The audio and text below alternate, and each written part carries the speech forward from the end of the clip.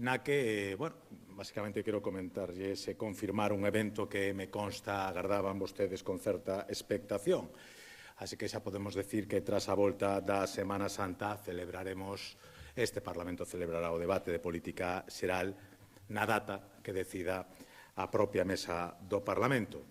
Un debate que servirá para que o Goberno faga balance e fixe os obxectivos que afrontará a curto e a medio prazo para seguir dando cumprimento ao seu programa electoral.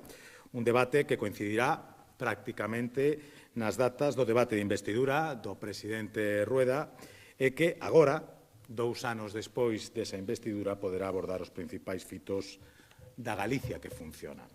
Porque, mentras en España se vive unha política de bloques e de caos, aquí contamos cunha folla de ruta clara e cunha estabilidade que posibilita, entre outras cousas, aprobar os orzamentos da comunidade en tempo e forma ano tras ano.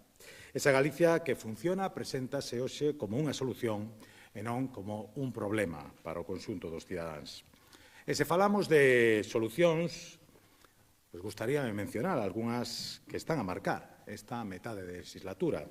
A vivenda como unha prioridade estratégica. Xa están en marcha esas 4.000 vivendas comprometidas ao inicio da legislatura.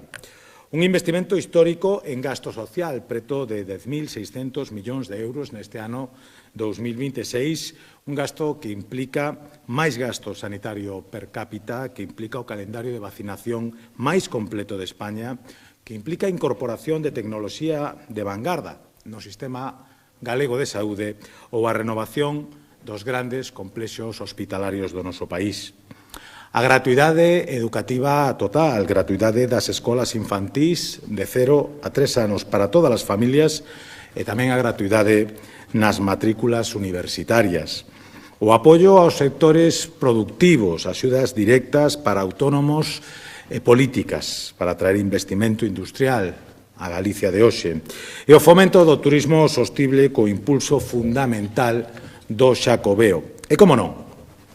Unha estrategia de rebaixas fiscais centradas na vivenda, nas familias e no aforro no imposto da renda das persoas físicas. Baixada do imposto de sucesións para o 99% dos galegos e rebaixas no tramo autonómico do IRPF centradas, fundamental e basicamente, nas rendas medias e nas rendas baixas. No marco deste mesmo debate, o Grupo Popular formulará propostas para consolidar aínda máis esta senda de estabilidade e propostas para incidir na mellora da calidade de vida dos galegos, principalmente para quen o está a pasar peor e para quen viu agravada a súa situación polo contexto político actual, marcado nos últimos tempos polas guerras e por un goberno que aplica políticas de asfixia. E fronte a este partido que ten propostas e a este goberno que goberna, pois está o modelo do non, do BNG, e o non modelo do PSDG. Moito nos tememos que neste debate seguiremos vendo a un BNG absolutamente afastado da realidade de Galicia e das necesidades dos galegos. Son o perfecto exemplo da profesionalización da política e da desconexión cos problemas reais do día a día. Só hai que botarlle un ollo. O pasado pleno e a súa orde do día. 3 iniciativas do nacionalismo, 2 peneles e unha pregunta sobre a guerra de Irán e unha pregunta sobre o Pazo de Meirás. Son os mesmos que propoñen iniciativas lesivas para os intereses do país e dirixidas á destrucción de postos de traballo e ao boicot do crecemento económico de Galicia. O BNG volverá a ser o do non polo non a todo, absolutamente a todo. O da política do eslogan, o da política da pancarta, porque para o BNG o fundamental é máis política partidista e menos política para as persoas. Moito me temo que non nos levaremos ningunha sorpresa coa postura do Bloque Nacionalista Galego no debate de política xeral, pero tampouco agardo sorpresas co papel que vai xogar o Partido Socialista de Galicia. Se os independentistas son os do modelo do non, os socialistas son os do non hai modelo. Un grupo cada vez máis irrelevante nesta Cámara e no conxunto do panorama político galego, que ou ben fai seguidismo das políticas do BNG ou actúa como unha mera sucursal da Moncloa en Galicia. Son os do sí ao financiamento singular para Cataluña e os do non a máis investimentos ferroviarios en Galicia. En definitiva, un partido sen voz propia, porque o PSDG a día de hoxe quedou reducido á condición de altofalante de Pedro Sánchez en Galicia. Falo con orgullo de normalidade democrática se comparamos a situación que vivimos en Galicia coa que se vive a nivel nacional. Nos 7 anos que leva de mandato, Pedro Sánchez celebrou un único debate sobre o Estado da Nación. Leva 4 anos negándose a dar contas do seu labor e iso que prometera un debate de política xeral ao ano. Vela aquí outro exemplo máis de onde quedan as promesas de Pedro Sánchez e de cal é o valor da súa palabra. Fronte ao modelo do rigor e da xestión conceitidiño do presidente Rueda está o modelo matemático de Pedro Sánchez, un modelo que só está centrado na matemática electoral e no número de votos imprescindibles para poder seguir manténdose algo máis de tempo no goberno. Por iso é un goberno sen marxe de manobra, atado ás directrices que lle marcan os seus socios do independentismo catalán e vasco. E no lado oposto de todo isto, pois está o estilo Rueda, que é o estilo de Galicia, ou desa Galicia calidade que aspiramos e perseguimos. Un modelo que tentaremos debullar con máis detalle nese debate de política xeral. E pola miña banda máis nada, quedo á súa disposición para calquera tipo de aclaración ou calquera pregunta que queran formular sobre este tema ou sobre calquera outro que sexa do seu interés.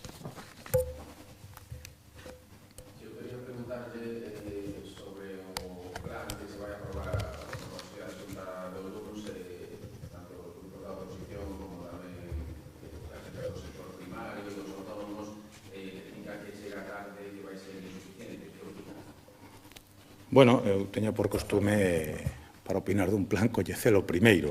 Xa sei que non é un costume demasiado extendido entre a oposición. En todo caso, parecería bastante razonable que para dar unha resposta necesaria, sen dúbida, pero tamén coordinada, todas as administracións tivesen mantido un diálogo que posibilitase a coordinación das distintas actuacións que teñen que levar a cabo as distintas administracións. Dende a Xunta de Galicia se lle pediu isto ao Goberno. O Goberno, en fin, coñecemos moi recentemente cal era ese plan e, desgraciadamente, se deseñou sen o diálogo e o concurso que deberá ser imprescindible das distintas comunidades autónomas. Unha vez que o coñecemos, Galicia vai facer, como sempre, pois unha labor de estudio, de seriedade, de rigor, para estar ao lado daqueles que máis o precisan, daqueles que se van a ver máis afectados pola situación que estamos a vivir neste momento. Volvo a repetir, creo que o compromiso é bastante claro. O compromiso que tuvo a Xunta decidindo os 150 millóns de euros que vai a dedicar aos sectores afectados e o compromiso que se nos impón tamén dende o Goberno de España, pois facendo recaer o peso de 120 millóns de euros das súas medidas sobre as costas do erario público galego. Por lo tanto, me parece que a resposta, en principio, indica un compromiso serio con esta situación e despois, pois, cando coñezamos os detalles da mesma, poderemos valorala partindo dun punto e hora que creo que deberíamos de compartir os que temos certa experiencia nisto. A Xunta sempre demostrou compromiso nos momentos máis complicados. Non hai nada que nos faga sospeitar que este momento vai ser unha excepción nunha historia de compromiso e de éxito.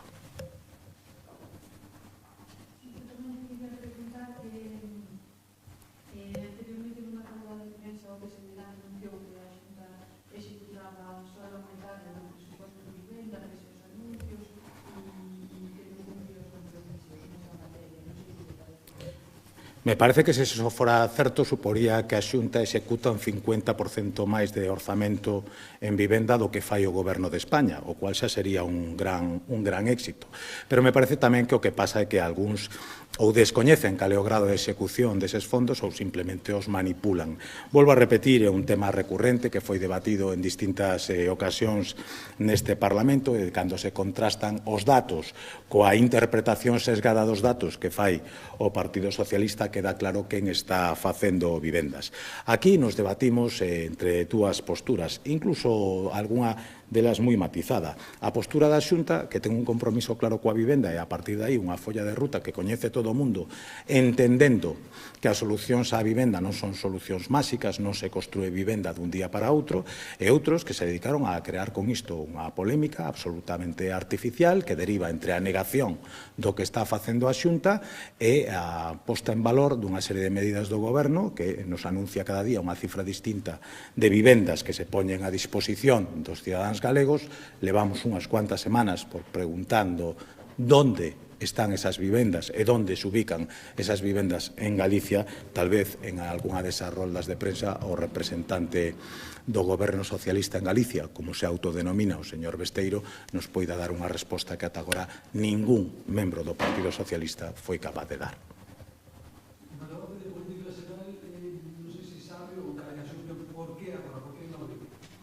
Bueno, primeiro, pois porque o solicita quen ten competencia para solicitalo, que evidentemente é o Goberno. A mí me parece que a elección é unha elección razonable. Cúmprese pois aproximadamente un ano dende que se celebrou o último debate de política xeral e, polo tanto, creo que é unha boa oportunidade para facer balance do que ten acontecido nos últimos 12 meses e de cal foi o impacto real das políticas da Xunta de Galicia e da situación xeral do noso país durante este último ano, e, ademais, coincide tamén con que alcanzamos o ecuador da legislatura. Se cumplen tamén 2 anos dende a toma de posesión de Alfonso Rueda tras as pasadas eleccións e, polo tanto, me parece que é un bo momento para facer un balance tanto do grado de cumprimento das medidas coas que concurrimos e das propostas coas que concurrimos ás pasadas eleccións, como dos retos que nos quedan para diante para dar un cumprimento dese contrato que suscribimos cos galegos nas pasadas eleccións autonómicas.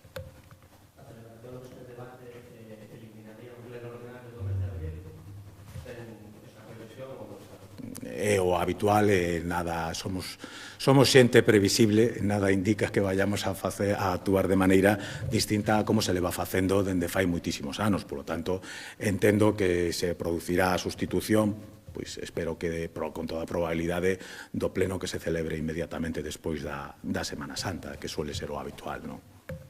Pero volvo a repetir, as datas concretas lle corresponde á mesa do Parlamento determinadas.